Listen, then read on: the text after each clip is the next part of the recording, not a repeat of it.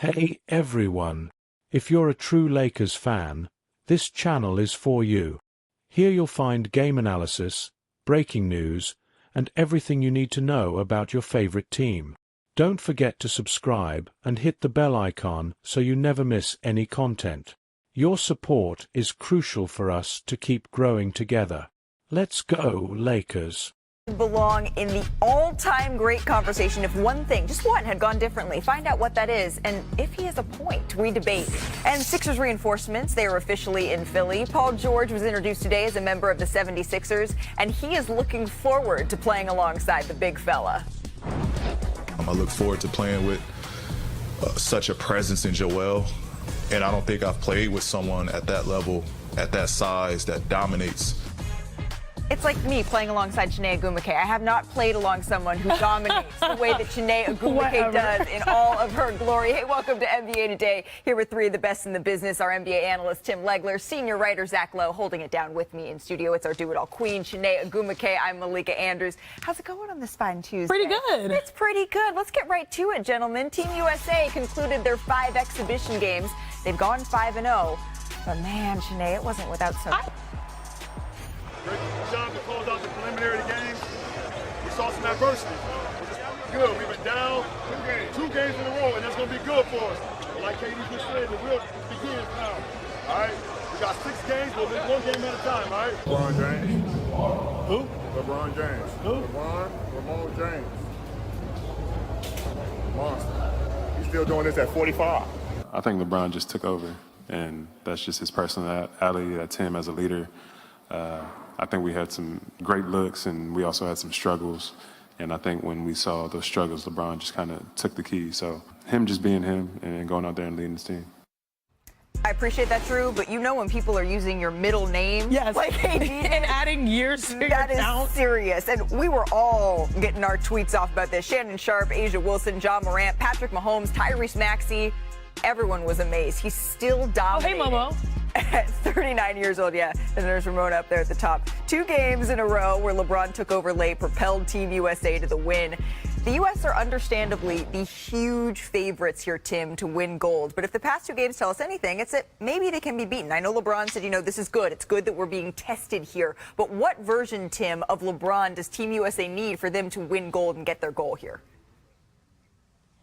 Yeah, Malika, we talked yesterday about the fact that they're going to be susceptible and vulnerable, and we've seen that in the last couple of exhibition games, and there's a lot of reasons for that. But what has been obvious here to me over these last couple of games in particular, it's this gravitational pull, right, that LeBron has. He's a magnet for the basketball. There's a trust factor there with the rest of this roster that LeBron James is going to be the guy because of his physical force and presence and his ability to handle the ball against traffic, to get the ball in spots on the floor where you have to have it in big moments. That is why LeBron James is now become the leader of this team in close games. And we know there's a lot of alphas on this team. A lot of guys put up big numbers scoring in the regular season and playoffs for their respective teams.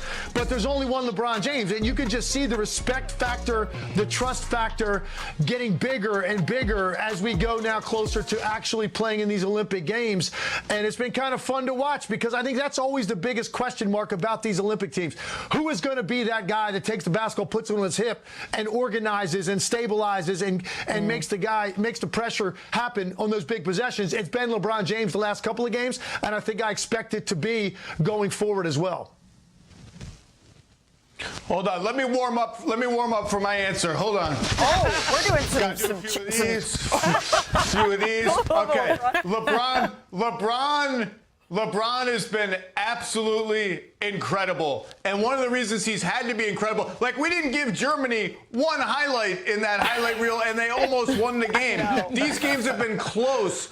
And one of the reasons LeBron's had to be incredible and bully and flex his way to the rim is because the U.S. is not generating threes. Germany took more threes in one game, the same amount of threes in one game as the U.S. has taken combined in its last 2. And so that's left LeBron to chisel through the tighter spaces. Remember, the FIBA three-point arc is a little shorter. Space is a little cramped. The best option we've had, give the ball to LeBron, get out of his way. We're going to have to start generating more threes to win some of these games, to win every game. We are the favorites. We are the big favorites. But these games have shown if the three-point variance can swing the other way, and that's what a lot of these teams are banking on, there's going to be a game or two along the way where it's going to be close late, and it's going to have to be somebody like LeBron has done carrying us over the finish line. That somebody, by the way, that we haven't talked about is, boy, would it be helpful to have maybe the greatest USA FIBA player of all time, Kevin Durant, healthy and in the starting five. Look, it's my turn, so do I have to do this to get ready too? Yeah. Look, the international game is very, very physical. It's very physical, and there's one player that is uniquely positioned for physicality. The crazy thing is he's 39 years old. It's LeBron James. He is relentless attacking the basket. We all know that last season he averaged 14 points per game in the paint. He makes his money there, but the reason why he's an analytical coach's dream, haha, JJ, is that the evolution of his game to knock down threes has paired with that. The paint, and then also being able to knock down threes. And that was on full display. But it's the physicality. I mean, guys are trying to find their rhythm. Guys are trying to find their chemistry. FIBA play, international play is so much more physical. But LeBron James knows that. Yeah. He carries that weight so well. And what I love is that he just knew no one could stop him. And he did something that sort of inspired them to realize, hey, we can be down, but we can still push through. And one thing I love about LeBron James, he plays the game the right way. People criticize him a lot for not taking over late. He has done exactly that in this competition. But that doesn't mean he won't defer later on for, big moments later. But when he takes over, it's almost a good thing on a team full of alphas where it's sort of like, okay, whose turn is it? What's the pecking order here? When it's LeBron James, no one's looking around saying, oh, why is it this guy now? When it's Devin Booker and Jason Tatum, they're kind of trying to figure it out. Everyone gets out of the way, to your point, Tim Legler, when it's LeBron James. And this is what fans have been waiting for. They've been waiting for the best of the best all on one team, and particularly Steph Curry and LeBron teaming up for the first time. We've gotten some glimpses of their connection. Here's Curry on the King. Obviously, Bron's been taking over in the fourth quarter, giving us a huge bump, but the offensive game, we haven't played our best offensive game yet. But when we lock in defensively and we rebound, nobody can really beat us. That's how we've been coming back these last two games. Just execute the details of just playing solid, hard-nosed basketball.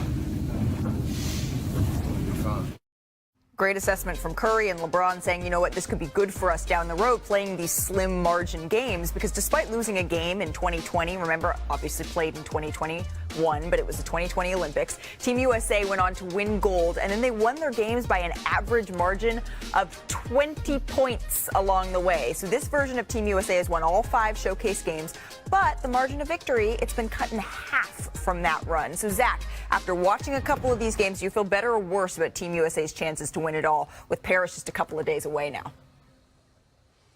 I feel just a little bit worse. I'd still take Team USA over the field. I've never wavered on that, and it's really just a little. The offensive chemistry has not come quite as easily as it looked like it was going to come in that Serbia game where we blew out one of the best teams in the league and looked crisp and unselfish. It got a little more stagnant in the next 2 games. That could just be a letdown after what was a statement game against Serbia and another one against Canada too. It could also just be they need Durant. They're waiting to amp it up in the Olympics, but it's not going to be easy. The days of it being easy have been over for a long time. There's going to be a game or two in there where they're going to have to pull through late, and I think they'll be able to. I'd still take Team USA over the field, but I'd like to see the offense get a little looser. Defensively, Steph's right. They are walling off the paint. The paint is a no-fly zone against Team USA, and I don't see that changing. The only way anyone's going to beat them is to get hot from 3.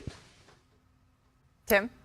Yeah, and I think that's where my concern has been, guys, is I feel a little bit worse than I did because defensively I think they're having a hard time coming together, defending the screening action on the perimeter. That's where the mistakes are being made, and they're giving up open looks to, and all of these teams are going to have a stable of guys that can knock down that international three-point shot.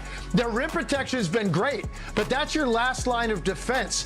The issues that they have had have come on the perimeter with some of the flare screens and some of the actions that's run. And the reason for that is because that sort of communication takes time, and they haven't been together all that long. So if there's more levels to be had and grabbed on the perimeter defensively, they're going to be just fine, because they're going to generate even more open court opportunities to get out and run.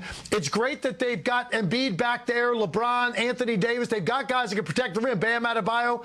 Problem is, what's happening on the perimeter to give up some of these looks? That's where they've got to tighten up, and it's going to take a little bit more communication and film study on that end of the floor to do that. And they just don't have that much time to get all of that together. The men's team, it begins group play on July 28th against Serbia, a team the United States did beat by, a ho-hum 26 points during their showcase meeting. After that, they take on South Sudan and Puerto Rico to round out group play. But the biggest question mark remaining, and Zach touched on this, the status of three-time gold medalist Kevin Durant. He is yet to play in any of the exhibition games, and our senior writer Brian Windhorst, he said that he does not expect KD to be ready for Saturday's first Olympic game against Serbia.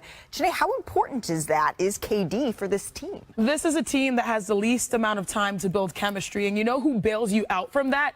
Kevin Durant. He's the all-time leading scorer in Team USA history on the men's side. And what I love about KD is if you have a play that people forget, it doesn't matter. Just throw him the ball. He is one of the best isolation scorers, arguably the best isolation player in the NBA at 7 feet we've ever seen. He averaged 27 points per game last season, and he is the ultimate unlock. He is the ultimate mismatch. When you throw him out there, you know that you can get shots from the perimeter. I think Tim was highlighting, hey, perimeter defense, perimeter offense, like that could be a question mark. When he's out there, he's got the length on defense. He's also got the range on offense. He is someone that I'm going to be like, okay, if he's available, great. If he's not, I might still be worried. Yeah, so it's not quite just a luxury to have Kevin Durant back. When you're looking at one of the most decorated, if not the most decorated Olympic men's basketball player ever, someone who wants to be available for you. All right, we got a lot to get to on our show. We're going to get back to the Olympics, but Paul George on his jumper. Okay, mid-range on full display.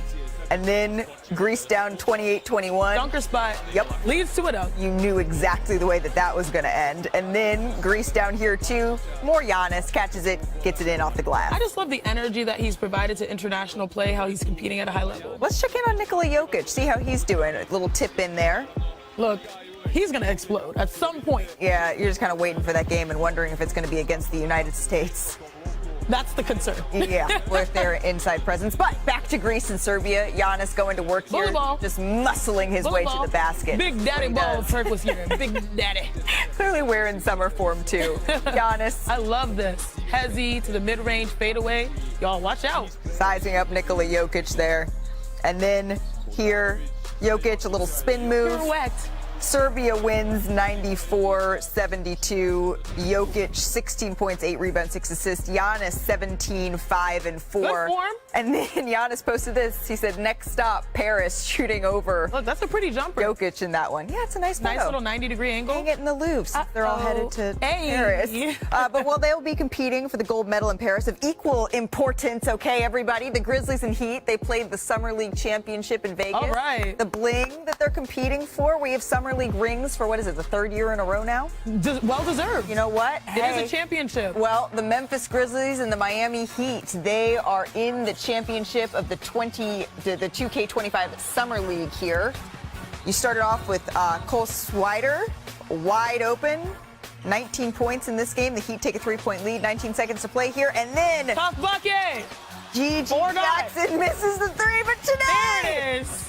There One more time. There it is. 28 points for Jackson, 29, 5, and 11 for Scottie Pippen Jr. So here we go. Let's play some basketball. Okay, Fergie. And then Josh Christopher steps back. He had himself a run. Yeah, 24 points in this one. Miami 1 basket away from the championship here. And then Jake LaRavia. Oh, man, bucket. Everything you deserve when you're competing for a championship. I don't care, NBA, whatever level, this is how you learn to win. LaRavia had 32 points in this one. And then Pele Larson drives on Scottie Pippen Jr., makes the championship-winning layup. The Heat win it. Shout out our researcher, Jason Joseph. J-Joe living his best life. But since Summer League is officially over now, excellent championship. Congratulations to the Miami Heat. Let's take a look at maybe the best plays friends from the Vegas Summer League with a little top of the top. We're going to start with top fast breaks. Cam Let's go, Whitmore, Houston. He put on a Did you say show. Cam? That's not right. His name is Slam Whitmore in the Slam 8th. Okay, Whitmore. my Rockets came out winners. I will absolutely be referring to him as that from here on out. But Isaiah Miller, I mean, he took Come on. time with That's this one. that one's clean. Throwing That one's down a clean. little windmill. And then, Tim, look at this. A one-handed oop. Oh! Ooh. And then, Sinead, this is our favorite category. Jelly. Top jelly. And since just for you, we'll start again with Slam Let's Whitmore. go. I told you the Rockets were winners. A little up and under Future's there. looking bright. And then here, Zach, Dalton Connect, drives. Hey, in the air. Ooh, soft. Little finger roll. Little finger roll for the jelly. And then Brandon Pajemski. I love when guys return to Summer League, Tim, and play again, work on their game here. Oh, yeah. Beautiful. Yeah, they love it because they get more opportunity to be the alpha. Yeah. Pajemski with a great reverse. Draymond's loving it, too. How about some top poster slams? All right, You know where we had to waiting start. for. Oh! Yo. When the announcers react like that, Tim. My goodness. He brought that thing back to his hip. Ooh. These are our tier That one. is sweet. Tier one dunks. You know what? Chicago got a good one, too, and Matas Buzelis. Yes, Yeah. Matas. Oh, my God. Yes. Look at the stare down after. And one. He can play. That one was painful. Oh, my goodness. All right, some fun moments from Summer League. Coming up on NBA Today, Paul George, he was introduced as a member of the 76ers. Hear why he thinks this team will get out of the second round for the first time in... Joel and Tyrese get on the same page early as possible. I already look at this big three and say that they have more talent than what Phoenix had last year. This team could compete for a title right now. Philly fans, what's up? It's your boy, PGA, not 13. We cut the 13 out. Shout out Warren. That was an awesome. We got to work on that signature, though, at the bottom. PG. Oh, I had to work on my signature. My signature was terrible, so I have some tips. Paul George, he was officially introduced, though, in Philadelphia this morning. 3 weeks after agreeing to that 4-year, $212 million contract extension, the PG-13 era, it's behind us. He's now rocking number 8 in honor of Kobe Bryant. Here's PG on his role with the new team. I know what I'm out there to do, and that's ultimately put the ball in the basket and try to guard the best player on the other team. At times, I know during the course of a year, it's going to be a long season, but the three of us, I think, can carry a ton of that workload. I look forward to playing with such a presence in Joel, and I don't think I've played with someone at that level, at that size, that dominates. So really looking forward to what that looks like on the floor. From a legacy standpoint, you know, obviously if we win and get past the second round, you know, then we're on to something good. And hopefully it's a window that we can keep winning and winning at a high level and being successful. And so no better place to do it, to win in, than Philadelphia. There's really no other place, you know, I wanted to align with and try to win in. He came in with some jokes there. All right. Paul George, he may be entering his 15th season, but as you know, Janae, he's still really effective. He's one of 3 players to average 20 points while shooting 40% on threes, 90% on free throws last year. He's also consistent, averaging at least 20 points per game in each of his last 9 seasons. You can see where those numbers stack up there, and he does. He sounds eager to take his next steps in his career to help Philly get past the second round for the first time in over 20 years. Yes, as he made sure to mention there. But let's get into the tangibles here, Tim. What exactly does Philly need from Paul George? Well, he mentioned it, put the ball in the basket in a high-pressure environment because that's what Philadelphia is. But I think, listen, just in terms of technically on the court, where he really helps them is his ability to catch and shoot from deep. He is a pure three-point shooter off the catch, 46% on catch and shoot last year from the three-point line. To put that in perspective, the 2 guys that occupy the 3 and the 4 spot for them a year ago, primarily Kelly Oubre, who they re-signed and has been very good for them, shot 31% on catch and shoot threes. Tobias Harris, who is no longer there, shot 36%. So you see what an improvement that is. He can space the floor off of Embiid, who draws double teams. He can space the floor off of transition when Tyrese Maxey is pushing and using that speed to draw guys back to the lane. Paul George's ability to blend in and fit because of his ability to play with the ball or without the ball. That is where he's going to fit in so well for them. And he also can run the offense when Embiid is out. You know, he's going to miss probably 12, 15, 18, 20 games in the regular season. That's Embiid's track record. Last year when that happened, they were under 500. It cost them 4 or 5 spots in the standings in the Eastern Conference, the games he missed in the regular season. Paul George can help carry some of that load when Embiid is out. So listen, he's a great offensive player. He's a great defensive player. He alluded to it. He's going to be asked to do both in Philadelphia for sure. And Tim, you highlighted one aspect about Paul George, but I want to talk about the big picture because Paul George is the perfect blend of all the running mates that we've seen Joel Embiid have over the last few years. He's got the size of Ben Simmons. He's got the shooting, as Tim astutely pointed out, of James Harden, even more improved at that 46% catch and shooting. But then he's also got the late game ISO bucket bag of Jimmy Butler. So he's a perfect combination on top of what he's asked to do, particularly on the floor. Off ball, off the wing. He's one of the most effective scorers. You saw that number, 9 straight seasons of 20 points per game. He doesn't always need the ball in his hands. He's used to playing alongside another superstar, and now he's got 1+1 in Maxey, 2. Now they're a big 3.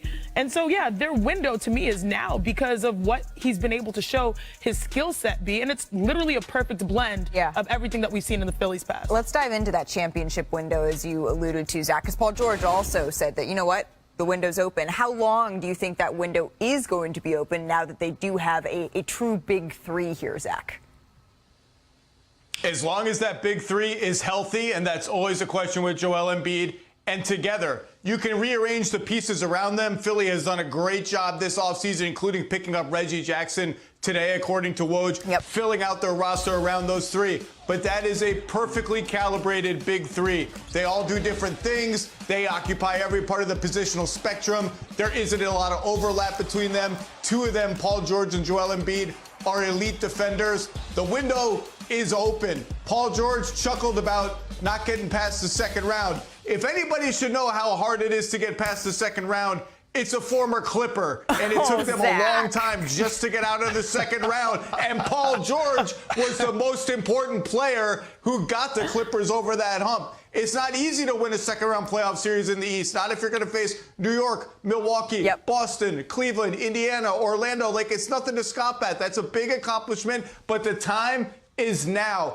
We've spent a lot of every offseason talking about the Sixers. This player out, this player in. Oh, my God, what a signing, what a trade. Who's on the trade block? Enough. The time is now. This is a team that can win big, so let's see it. Well, and that's something that some of the teams that you just mentioned, the New York Knicks, the Milwaukee Bucks, the Boston Celtics, that's something that they have over the Philadelphia 76ers, this player in, player out. Joel Embiid, he recently did an interview with the New York Times. He discussed one other ingredient as to why he thought Philly has fallen short in the past and how they can get over that hump moving forward. Take a listen.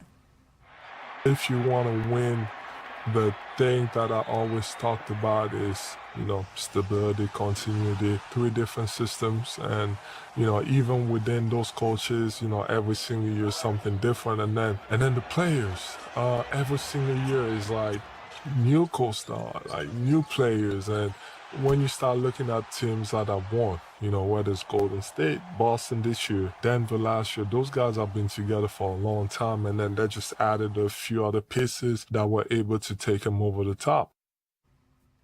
He's right. The process has included a lot of what have you done for me lately, player in, player out, and clearly he longs for stability, Embiid does in Philly. So, Tim, do you think that the 76ers, they have finally gotten the right co-stars in place with Paul George and Tyrese Maxey here? If they haven't figured it out with this group, they never will, because they have everything they need now. I mean, Tyrese Maxey's emergence over the last year and a half or so, he's elevated himself to a legitimate star offensive player in this league, and he's also a guy that showed you a year ago what he's capable of in the postseason. He's not affected by the pressure. He plays with a bounce and a joy about his game that I think made Joel Embiid relax even more. So they figured out that chemistry, and now you go out and you add a guy like Paul George with his versatility and his ability to score really against any defender, to guard any position on the floor. This is it. This is the time. I understand the Boston Celtics are the measuring stick. They're not just in the East, for the entire league right now. I get that. But when you go out and you add Paul George to what they currently have and re-sign some of the pieces they did, and Zach pointed out they've even brought in some veteran acquisitions, you should be expecting a championship. Like, anything short of that that, to me, should be considered a disappointment when you add a guy like Paul George to go with Joel Embiid and Tyrese Maxey. There's no question about it. The time is now. There have been 41 parades in the NBA since the Sixers last had one. They're ready. The city is ready. They're ready to erupt. They love their Eagles. The Phillies are great right now. But I'll tell you what, winning a championship in Philadelphia to 76ers, I don't know what could compare to that right now in Philadelphia sports. It is a basketball city, and they are starving for a champion. They might finally have enough pieces to get that done.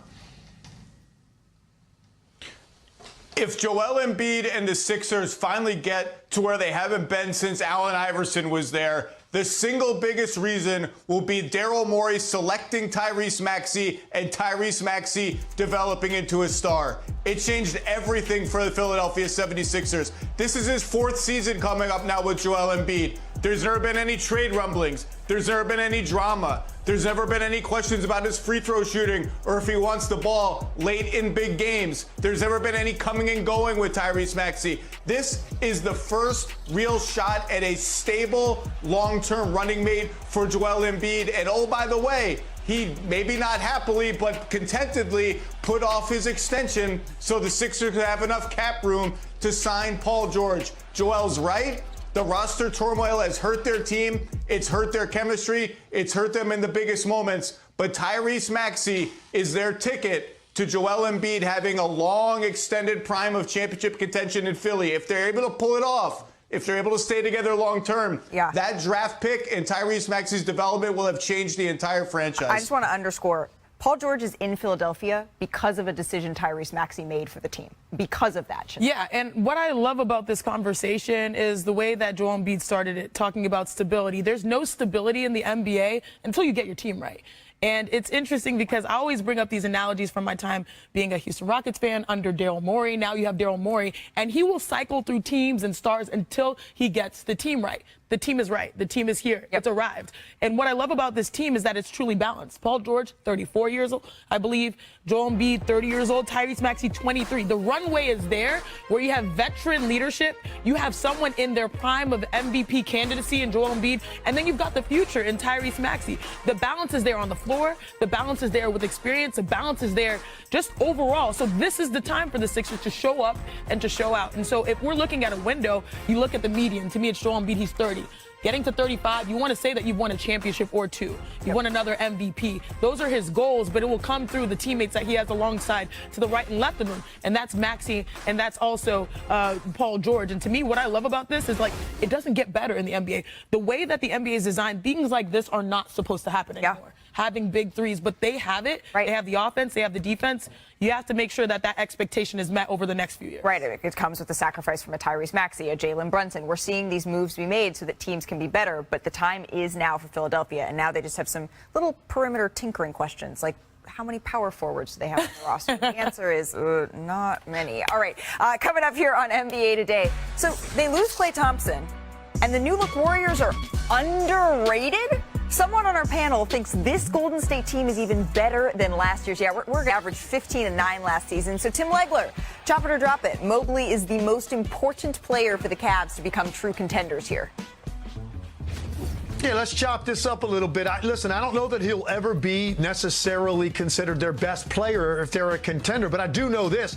In order for them to be a contender, Evan Mobley has to go grab that extra offensive ability that I think we see in his potential.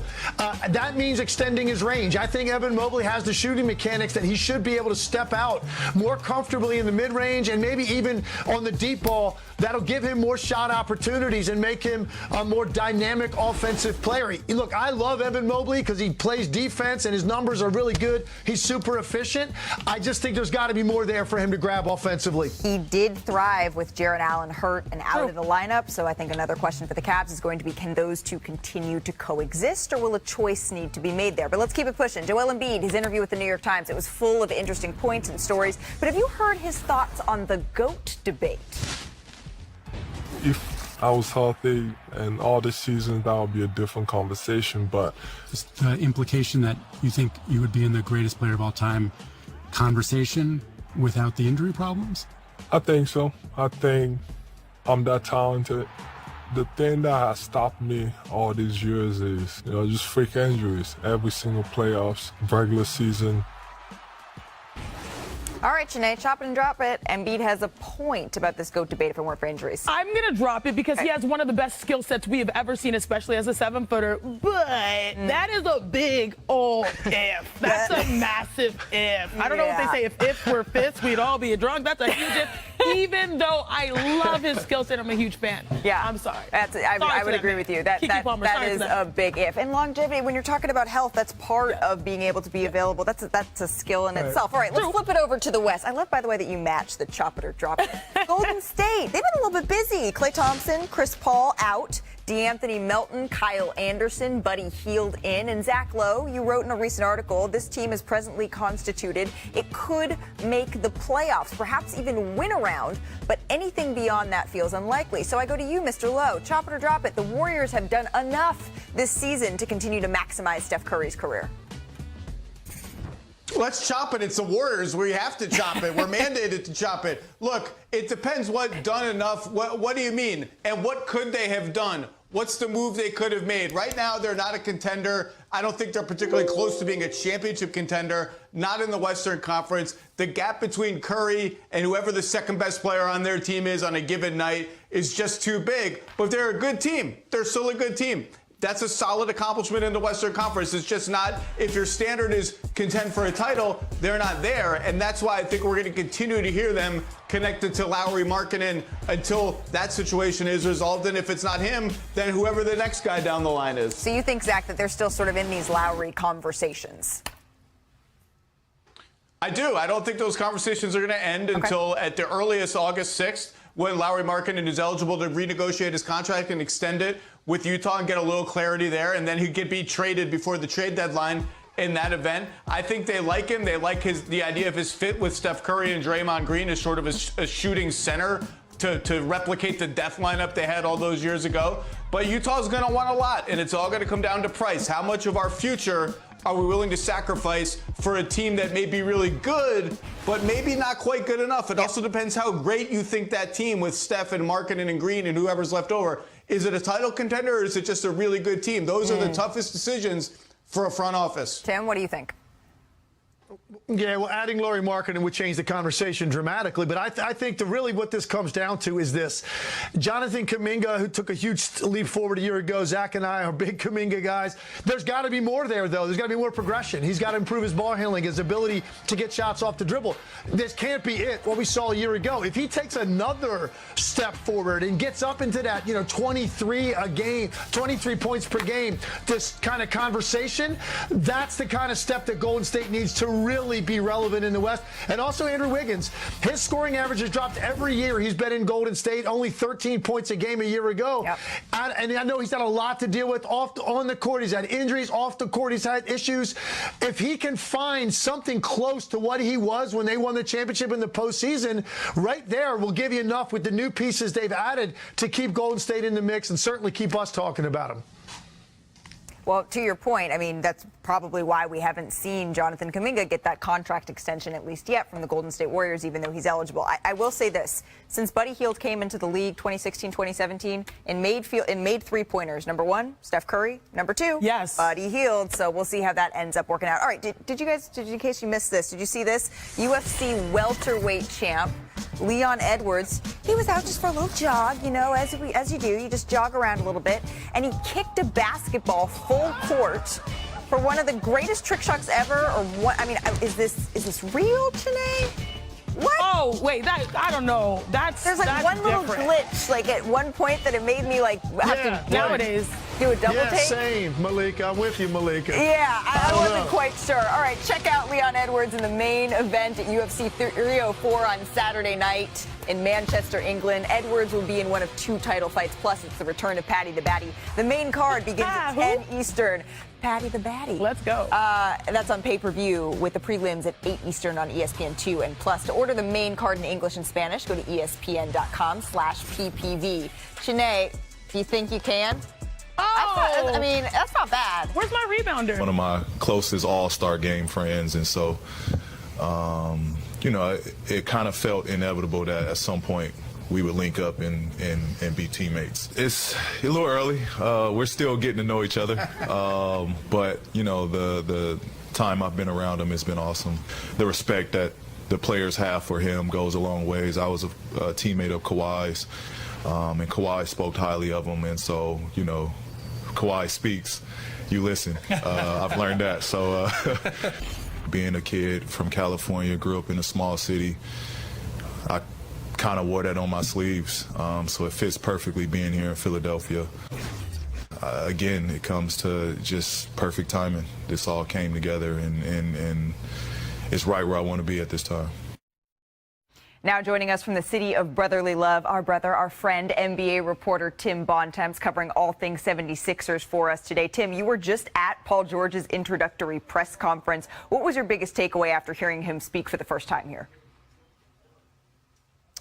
Well, Malika, the takeaway is really from the entire day, and what Daryl Morey went out of his way to reiterate several times, both during Tyrese Maxey's presser earlier today, celebrating his 5-year maximum contract with the franchise, as well as the 4-year deal that Paul George signed, the team christened with its own press conference for him just a short while ago. And that's all of this couldn't have happened if it wasn't for Tyrese Maxey's willingness to wait a full calendar year to take that contract that could have been on the table for him last summer in an extension. And as for the team going forward, you heard all the things from Paul George today that I think you'd reasonably expect him to hear. He's incredibly excited to be playing with Joel Embiid and Tyrese Maxey. Said he's developed a friendship with Joel Embiid over the past few years at the All-Star game. Said Embiid opened up to him about wanting to be friends with him for a long time, something that really stuck with Paul George over time. For all of them to come together and have the opportunity to do the one thing all of them have not, win the Larry O'Brien Trophy and get that NBA championship that Philadelphia has been waiting for since 1983. Now we'll see if he can get it done over the next few years now that he's a 76er officially. Right, because we've heard Joel Embiid talk recently about how important he sees continuity be around the league. It is not just the star power, it's being able to have some time to build a little bit of chemistry, and I know Joel Embiid is hoping to do that now with Paul George and Tyrese Maxey. Tim Bontemps, thank you so very much for joining us on NBA Today. So, as PG's Sixers tenure is set to begin, so is Team USA's quest for gold, and thanks to LeBron, they've yet to lose this summer. So let's take a look, just a reminder here. This is LeBron's fourth quarter takeover against Germany, Chene. Come on, just slashing through the paint, so easy for him. No one wants to step in front of that because he is, 6'9", 260, and snatching it, doing it on both